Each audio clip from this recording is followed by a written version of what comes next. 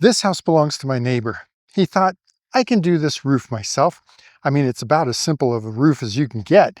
It's just one story, two slopes. But by noon, his wife was calling me for help. I've been in the roofing industry since 2011, and there's one thing I tell every homeowner who's thinking about doing his own roof: don't. In this video, I'm going to tell you my neighbor's story. I'm going to give you the reasons why I think doing your own roof is a bad idea. And if you hang on to the end, I'm going to tell you the mistake that my neighbor made that made him think he had to do his own roof. Well, let's start with the most obvious reason that doing your own roof is a bad idea. It's more dangerous than you think. In fact, it's probably more dangerous than any other home project that you can do. Falls from ladders are the most common source of injuries and fatalities for homeowners. A friend of mine fell about 10 to 12 feet from a ladder at his house, and as he was falling, he got his foot tangled up in the rungs of the ladder. And so when he fell, it shattered the bones in his foot. He had months of recovery. Tavo, what is the leading cause of death amongst professional roofers? Falling off a roof. Falling off a roof. You heard it here. You see, professional roofers do this every day. They've got the right equipment. They know what they're doing, but they still get hurt. Now, maybe you get up on your roof so that you can hang Christmas lights, but you don't own a safety harness. You don't know how to set up a ladder properly. And let's just say you're probably not in peak physical condition.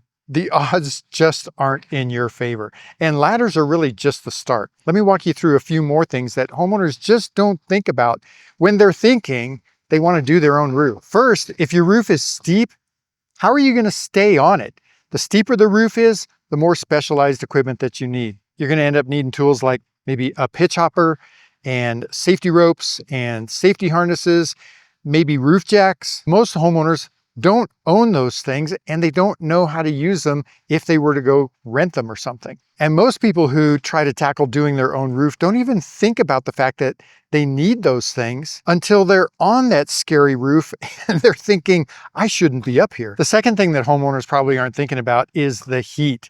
On a summer day, the surface of a roof can reach probably around 150 to 160 degrees. That's hot enough to cause heat exhaustion in 30 to 60 minutes. A homeowner that's trying to power through a roofing project on a hot Saturday afternoon is just setting himself up for a medical emergency. The third thing that homeowners aren't thinking through, and this one catches everybody off guard, is the fact that when you tear your shingles off, the granules on those shingles end up on the roof deck. And the scary part about that is you don't even really see that they're there, and you're not aware that they're probably there. And those things make the roof surface really dangerous, very slippery. Even experienced roofers slip on those loose granules. I don't know how many times I've been walking across the surface of a roof and slipped, and thankfully not fallen off of the roof, but fallen onto the roof deck. For a homeowner, this is one of the easiest ways that your do-it-yourself roof project can end up sending you to the emergency room. So even if you don't fall, even if you don't get heat exhaustion, and even if you don't slip on the loose granules, this work is still brutal on your body. You're on your hands and knees for hours, bending, lifting materials, moving materials. If you tweak your back the wrong way, you're done. So then maybe your roof is half torn off, exposed to the weather, and you can't physically finish the job. Or worse, you can't go to work for several days. Is it really worth it? But let's say you're not really worried about any of that stuff. You're careful, you're in good shape, you've got some friends to help. Okay, well, let's talk about the next thing that most homeowners aren't thinking about, and that's the money. The whole reason that most people think about doing their own roof is the cost. They look at the price of a roof from a roofing contractor, and it could be $15,000 or $20,000 or $25,000. Well, you think to yourself, I could just buy the materials and do the work myself and save all that money. Doing the roofing work yourself is actually more expensive than you think it is. First, there's all the extra tools that you end up having to buy. Most homeowners don't already have the tools that they need to be able to do their own roof. First, you're going to need some small tools, simple ones.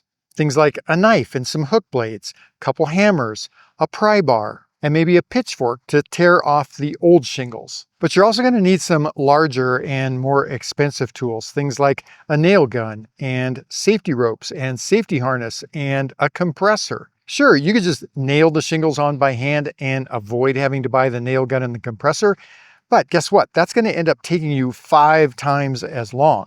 And how many times are you going to smash your thumb with the hammer while you're trying to do that? Oh, and don't forget about the fact that you're going to have to haul away all those old waste shingles, which means that you're going to need to either rent a dumpster or rent a dump trailer. And then you have to have a truck able to pull that dump trailer. Then you're going to end up spending a few $100s or more at the dump getting rid of all of that stuff. So all of that stuff could end up costing you anywhere between a few $100s or maybe up to $1,000. And when you're all done, when's the next time you're going to use that safety harness or that nailing gun? And here's something that you probably haven't factored in at all. Your time has value. So think about this. My crew had all the shingles and all the roofing material completely torn off of this house in about an hour and a half this morning. My neighbor has a much simpler roof and he had guys helping him. And after about 5 hours, he was only about halfway done with the tear off. And that's when he decided he just couldn't do this. So what happens if you multiply that across an entire roofing project? My crew on this job has been working on this for about 7 hours and they're almost done. But if you're just gathering a few friends and you're trying to work at nights or on the weekend, it might take you a week or more to finish that re-roof job. So I'm going to ask you again, is all this really worth it? Hey, if you're starting to think that hiring a roofer is a smarter move than trying to do your roof yourself, I've actually got a free PDF that you can download that tells you exactly how to find, interview, and hire the right roofer. All right, but let's just say that you're willing to spend the money and buy the tools and you're willing to give up your weekend. Here's a bigger question.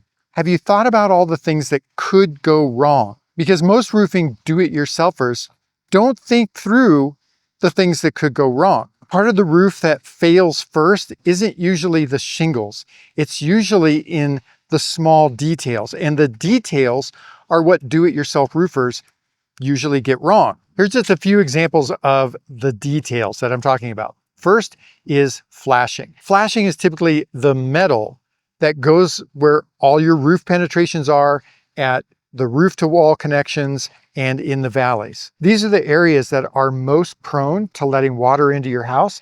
And they're also the areas where it's harder for a do-it-yourselfer to get right. You can do the shingles perfectly and still get leaks in your house within just a few months if the flashing isn't done correctly. So it's probably not something you're going to do correctly on your first try. The second is ventilation. Most homeowners don't understand that their attic has to breathe. And if your attic isn't ventilated correctly, you could get 2 big problems. The first is that your shingles kind of bake from underneath and they're going to wear out a lot sooner than they should. The second is moisture can build up in the attic and that can cause mold to build up, or it can even rot out the decking from underneath. I've been on roofs that were just a few years old, but were already worn out because the roofer didn't correctly address the ventilation. So what good is it going to be for you to put on a brand new roof, and if you didn't understand the ventilation, have to replace your roof again in just a few years? Okay, remember that neighbor I told you about earlier? The guy that looked at his simple little 2-slope roof and thought, I can do this myself. Well, here's his story. So he got a few of his friends together to help him come over and do his roof. None of them were roofers, but he thought, it's just such a simple little roof. How hard could this be? They all got started tearing off the shingles really early that morning, but here's the thing that he didn't understand. The tear off looks like it's the easy part, but it's actually very physically demanding. Now, a professional roofing crew probably would have had his roof torn off in just a little over an hour. But around noon, he'd been working on it for 5 hours and he was only about halfway done. That's when it became really obvious to him that he had taken on a very big project. That's also when his wife reached out and gave me a call. She asked me if there was any way that my crew could come out and help them get that done. So I contacted my foreman. He was able to get enough of his guys together and they went out and got the job done that day. Well, if he had talked to a professional roofer, he probably would have ended up making a different decision. But hey, I get it. Picking a roofer isn't easy. That's why, remember, I've got that free PDF that you can download. The link is just in the description, just right down there. So do you see what happened? My neighbor and his friends ended up spending 5 hours being able to do half of a job that it would have taken a professional crew a little over an hour to do. He bought all the materials, he bought all the right tools, he gave up his weekend, his friends gave up their weekend. But in the end, he still had to pay a professional roofing crew to come finish what he had started. But here's the worst part about this whole story is he didn't need to have done any of that. He didn't need to risk hurting himself.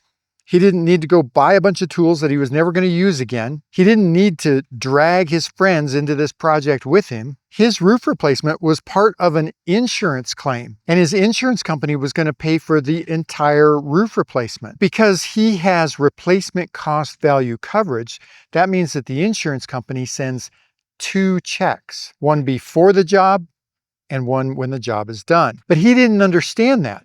So when he got that first check and saw that it was only about 50% of what he needed to be able to hire a roofing contractor, he thought, I'm never going to be able to hire somebody to get this done.